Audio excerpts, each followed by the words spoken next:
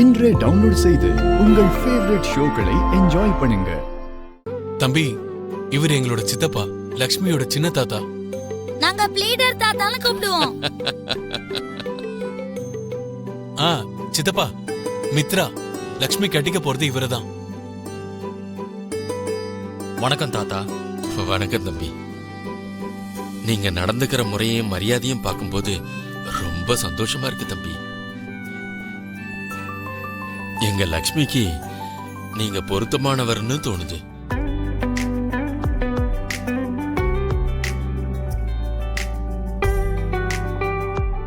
உன்ன மாதிரி நல்ல குணம் இருக்கிற பையனை எங்க லக்ஷ்மி கல்யாணம் பண்றதுக்கு நாங்க ரொம்ப கொடுத்து வச்சிருக்கோம் தம்பி. தாத்தா, குணத்தை பத்தி நம்ம பேச ஆரம்பிச்சா லக்ஷ்மி முன்னாடி நான் தோத்துருவேன்.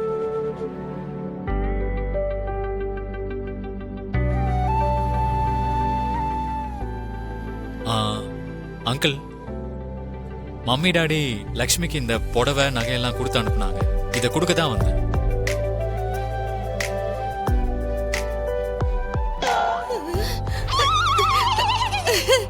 நகையா? ரொம்ப சந்தோஷம் தம்பி. இந்த நகையெல்லாம் லக்ஷ்மிக்கு ஆண்டி.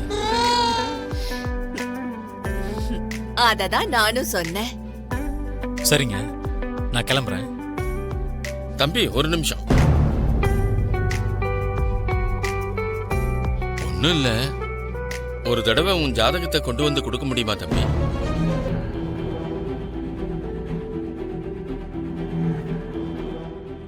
ஜாதகமா? தப்பா நினைச்சுக்காத தம்பி. இதுக்கு முன்னாடி லக்ஷ்மிக்கு 2 தடவை கல்யாணம் மணமேடை வரைக்கும் வந்து நின்னு போச்சு. அது எங்க நல்லதுக்கு தான் நடந்திருக்குன்னு வச்சுக்கோங்களேன். இது 3வது தடவை. இனிமே அந்த மாதிரி பிரச்சனையெல்லாம் வராது தான். உங்களை பார்த்ததும் எனக்கு அது புரிஞ்சுது தம்பி. ஆனா எல்லாம் தெரிஞ்சிருந்தோம் எதுக்கு நாம தப்பு பண்ணணும்?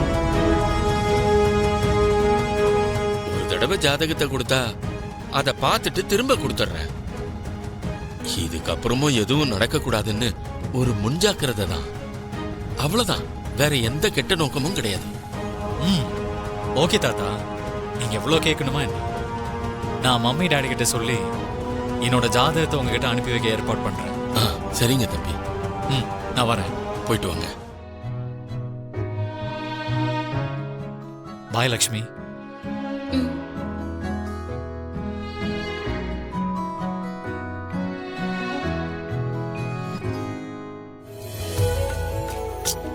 என்ன நீ வேடிக்கை பார்த்துக்கிட்டு இருக்க?